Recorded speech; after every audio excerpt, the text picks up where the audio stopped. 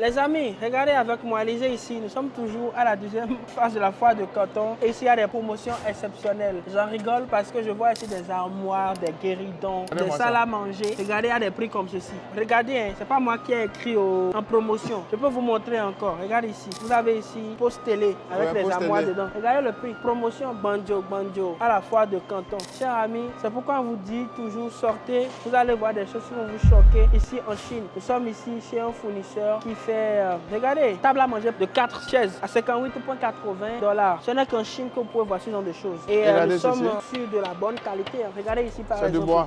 C'est du bois, 58 $. Et ceci, c'est en simili-cuir. Vous avez même des produits de 4 $, ici. Regardez, 4,99 $. 3 pièces, les rangements. Les amis, c'est juste impressionnant. Regardez, ici, je kiffe cette salle à manger. C'est très beau, c'est très classe. Et cela ne coûte rien. Nous sommes toujours à la deuxième phase de la foire de Canton. Il faut mettre un peu le contexte. Il faut savoir qu'au niveau de la deuxième phase de la foire de Canton, vous avez tout ce qui sera ameublement, décoration d'intérieur, des matériaux de construction et plein d'autres choses autour de ça. Et tout ce qui sera objet décoratif, les packaging et consorts. Donc, nous sommes en train de faire le tour. Comme vous le voyez dans cette vidéo, on va vous montrer un peu tout ce qui est meuble. En fait, Daniel, moi, je suis toujours impressionné par cette capacité des Chinois à fabriquer moins cher. Il faut qu'on en parle. Les gens se demandent même comment ils arrivent à faire ceci, comment ils arrivent à travailler de manière aussi raffinée les choses pour avoir des prix aussi compétitifs avec des qualités plus en plus premium. Selon toi, c'est quoi leur secret? Bon, pour moi, d'abord, le secret, c'est retrouver au niveau de la technologie. Ok. On ne peut pas fabriquer quelque chose si on n'a pas les bonnes machines. Ça, c'est un.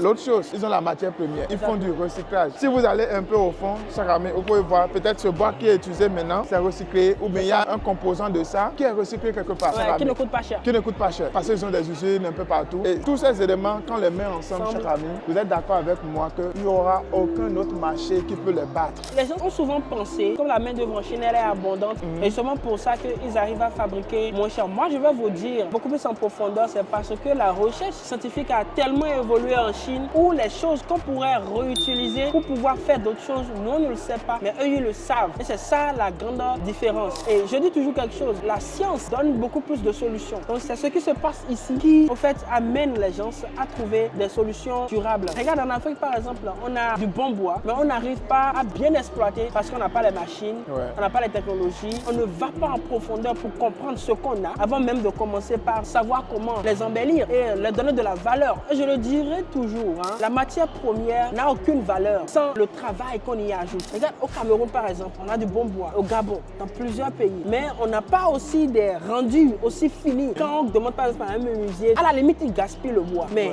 ici, je peux vous rassurer que pour les choses comme ça, qui sont des bois d'intérieur, les Chinois ne se fatiguent pas beaucoup. C'est peut-être des débris de bois qui ont été travaillés ici pour avoir ce rendu que nous avons. Finalement, on se dit, si on a le matériel qui peut avoir une certaine durabilité et un beau rendu, on peut aller sur ça. Donc les hommes d'affaires chinois ont compris que oui, nous pouvons avoir de très beaux rendus et utiliser moins d'argent, moins de ressources, tout en sauvant quelque part la planète, en recyclant, en ajoutant peu de matières premières, parce qu'il faut savoir que le bois, avec beaucoup plus les problèmes de déforestation et qu'on sort, grimpe de prix. Donc finalement, il faut ce qu'on appelle de la modélisation autour de la fabrication pour pouvoir tout simplement trouver des prix exceptionnels. Et on a des promotions ici qui me donnent des vertiges. Chers amis, on a beaucoup à apprendre de la Chine. La dernière fois, j'ai discuté avec un Chinois, il me disait que nous, on gaspille trop la matière première. C'est ça. Regardez, chers amis, la quantité de matière première qu'on a en Afrique, les Chinois n'ont pas ça. Et regardez ce qu'ils font avec. La manière dont ils arrivent à ajouter l'ingéniosité au travail, à la technologie qu'ils ont pour avoir un rendu impeccable. Ça, chers amis, nous gaspillons énormément nos matières premières. Tu vas voir des tables au pays, c'est utilisé avec le bois. Et c'est ça, on dit que c'est ça qui est bon. Que ça qui est bon. Mais quand tu vois le rendu, c'est zéro. C'est vilain. Très moins cher. Regardez cette table par exemple. Si on va voir la quantité de bois qui a été utilisée dedans, c'est très minime. Et le rendu et le prix, chers amis, vous ne pouvez pas comparer à quelqu'un en Afrique qui a utilisé du bois 100%. Et quand on regarde un peu ici, on voit qu'il y a des combinaisons. Oui. On utilise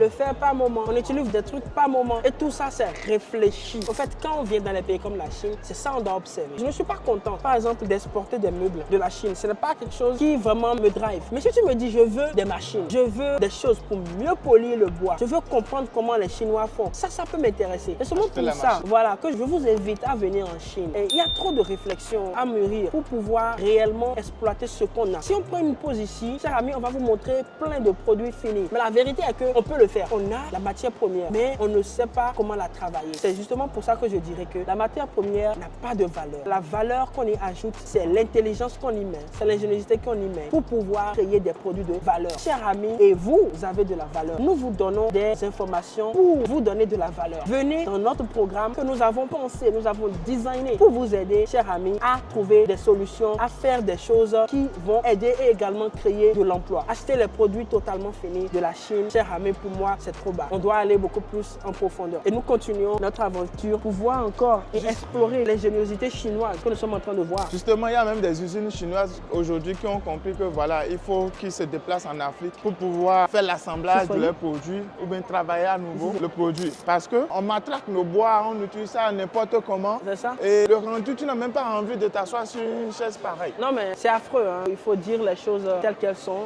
C'est pas bien travaillé, c'est pas beau à voir et c'est tout à fait dommage au fait. Respectons nos bois, hein, cher ami. Donc ici, nous avons encore et encore des produits de décoration en général. Et chers amis, retenez ceci. Vous avez besoin de comprendre comment ça marche, comment on achète à des prix raisonnables, de la qualité et surtout comment on négocie. N'hésitez surtout pas à vous inscrire à notre programme qui va vous aider à comprendre les secrets et les rouages de l'approvisionnement. Nous sommes pratiquement à la fin de cette journée au niveau de la deuxième phase de la foire de Canton. Nous sommes rassurés qu'il y a des personnes qui comprennent les enjeux et qui veulent nous rejoindre pour ensemble faire de grandes choses. N'est-ce pas, Daniel? Et c'est ça notre ambition avec Sinofree, pour rendre facile et accessible le business avec la Chine, avec des programmes de formation taillés sur mesure, des programmes de voyage réfléchis et très rentables à des prix accessibles, toujours pour amener beaucoup de personnes à commencer des business ou encore à faire beaucoup d'économies dans leur business ou découvrir encore d'autres business. Nous avons trop à dire. Nous avons beaucoup dit également dans nos différentes formations. Chers amis, inscris-toi pour bénéficier des bonus exceptionnels que nous avons prévus pour toi. Vas-y maintenant et on se dit à la prochaine. Prenez soin de vous.